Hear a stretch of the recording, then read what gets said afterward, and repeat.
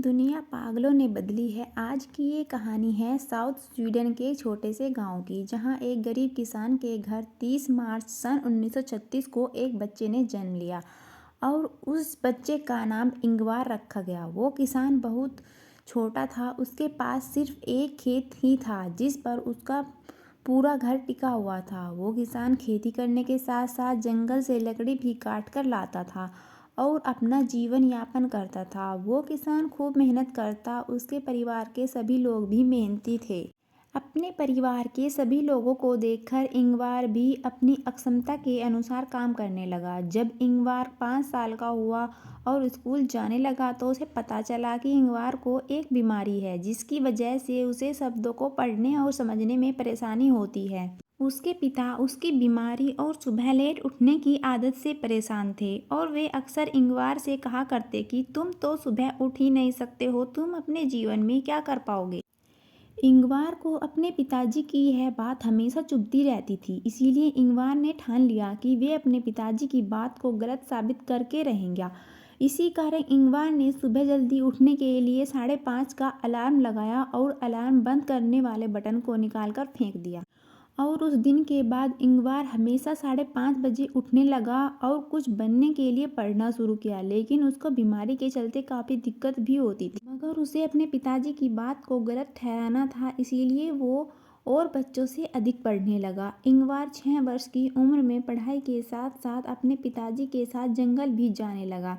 हालांकि उसकी उम्र खेलने कूदने की थी, मगर जिद करके वो पिता के साथ जंगल चला जाता था। इंगवार जंगल से वापस लौटते समय पेंसिल बनाने के लिए अच्छी सी लकड़ी इकट्ठी करने लगता और इन्हीं लकड़ियों को कलम बनाकर अपने ही स्कूल के बच्चों को बेचकर अपना जेब खर्च निकाल लेता। धीरे धीरे इंगवार को इस काम में मजा आने लगा और छोटी उम्र में ही पैसा कमाने की तकनीक को ढूंढने लगा। इंगवार जब 7 वर्ष का हुआ, उसने अपने पिता के द्वारा बनाई गई लकड़ी की 3 पहियों वाली साइकिल पर बैठकर आसपास के लोगों को माचिस बेचने शुरू किया। इससे वो अपने स्कूल के खर्चे निकालने लगा। इंगवार के 10 साल के होते होते उसके पिता ने उसके लिए एक साइकिल खरीदी जिस पर बैठकर वो अपने आसपास के गांव में भी माचिस बेचने जाने लगा। उसी दौरान उसे पता चला कि अगर इस माचिस को होलसेल के रेट में खरीदा जाए तो काफ़ी सस्ती पड़ेगी जिससे ज़्यादा मुनाफा कमाया जा सकता है। तो उनके शहर में रहने वाले अपने एक रिश्तेदार की मदद से होलसेल में माचिस खरीदी और पहले से कम दाम में बेचने पर भी उसके पास अच्छे पैसे बचने लगे। लेकिन इंगवार जब बड़ा हुआ तो इस काम से उसे अपने बड़े कक्षा की फीस भरने में दिक्कत होने लगी। तो उसने माचिस के साथ साथ क्रिसमस ट्री, मछली डेकोरेशन के सामान और पेन बेचने लगा। इसके बिजनेस में पेन एक नई चीज़ थी। शुरुआत में उसके पास होलसेल से ज़्यादा पेन खरीदने के पैसे नहीं थे, इसीलिए उसने बैंक से लोन लिया। ये उसके जीवन का पहला और आखिरी लोन था। इंगवार ने सभी सामानों को एक जगह रखने के लिए अपने घर के पास ही एक झोपड़ी बना ली। साथ ही कभी कभी वो अपने पिताजी के साथ जंगल जाकर कुछ निर्माण लायक लकड़ियाँ लाने में उनकी मदद भी करता। लेकिन इन सभी कामों के बावजूद इंगवार ने पढ़ना नहीं छोड़ा। जब इंगवार 17 वर्ष का हुआ तो उसके पिता ने उसे अपने कक्षा में अच्छे नंबर लाने पर इनाम के तौर पर कुछ पैसे दिए और कहा कि इन पैसों से तुम अपनी आगे की पढ़ाई जारी रख सकते हो।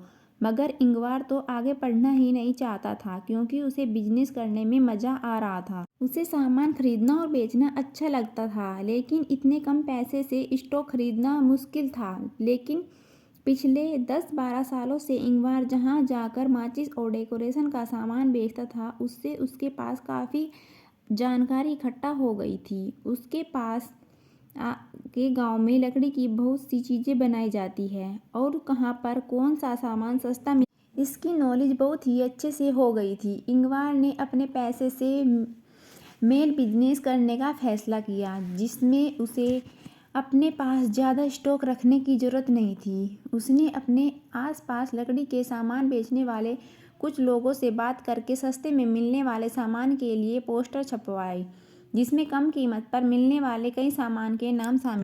उस जमाने का ये बिजनेस आज के ऑनलाइन बिजनेस जैसा ही था, जिसमें दूर दूर तक केवल उन पोस्टरों के माध्यम से ही सामान ऑर्डर किया जाता था और मेल के माध्यम से उसे सही जगह पर भेज दिया जाता था और डाक के माध्यम से उन्हें पैसे भी मिल जाते थे। वह हमेशा कम कीमत पर ही सामान उपलब्ध करवाना चाहता था, जिससे लोग अधिक सामान खरीदे। इसी तरह उसका काम बढ़ते चला गया और 4-5 साल में इंगवार ने उस बिजनेस में बड़े फर्नीचर भी शामिल कर लिए और छोटे मोटे सामान कम होते गए। वह छोटे मोटे कारखानों से डायरेक्ट फर्नीचर बनवाता और उसे काफ़ी कम दाम में ही बेच देता। उसका मानना था कि अधिक दाम पर 60 कुर्सियाँ बेचने से अच्छा है कम दाम पर 600 कुर्सियाँ बेची।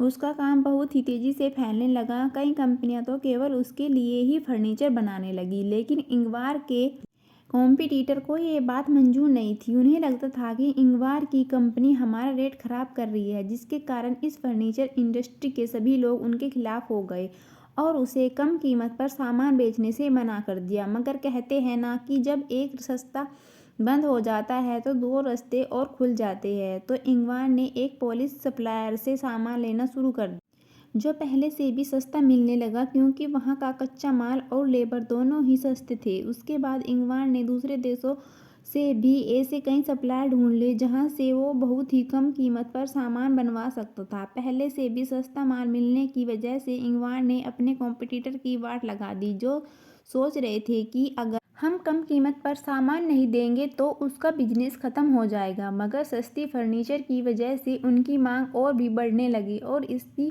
बढ़ती मांग को देखते हुए इंगवार ने 1953 में अपना शोरूम खोला। इंगवार के इस शोरूम को लोगों ने खूब पसंद किया।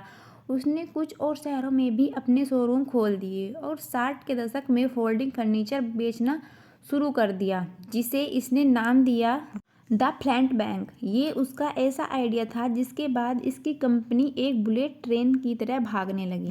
उसका बिजनेस पूरे यूरोप में फैल गया। उसके बाद जंगल में आग की तरह विश्व भर में फैलने लगी, जिसके कारण कि फोल्डिंग फर्नीचर को कहीं भी ले जाना बहुत आसान था। लोग कम प्राइस और अच्छे फर्नीचर के लिए इंगवार के शोरूम पर ही आते और अपने पसंदीदा फर्नीचर को अपने कार के अंदर नहीं तो कार के ऊपर कैरियर से बांधते और घर ले जाते, जिससे ट्रांसपोर्टेशन का खर्चा भी बच जाता था।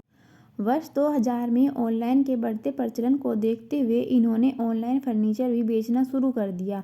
आज इनके ब्रांड की क्वालिटी और कम दाम के कारण इंगवार का शोरूम जिस भी देश में खुलता है वहाँ की लोकल फर्नीचर की वाट लगा देता है। माचिस बेचने वाले एवं शब्दों को भूल जाने की बीमारी से पीड़ित इस बच्चे द्वारा बनाई गई कंपनी में 1.5 लाख से भी ज़्यादा कर्मचारी काम करते हैं और जिसके 47 देशों में 70 से भी ज़्यादा खुद के ही स्टोर है। और ये वो कंपनी है जिसके फर्नीचर का सिक्का या पूरी दुनिया में चलता है, उसे इक्का कहते हैं। उसने अपनी कंपनी का यह नाम अपने एवं अपने गांव के नाम के पहले अक्षरों को जोड़कर रखा था, क्योंकि जब वह स्कूल में पढ़ता था तो उसके टीचर ने कहा था कि वह एक दिन अपना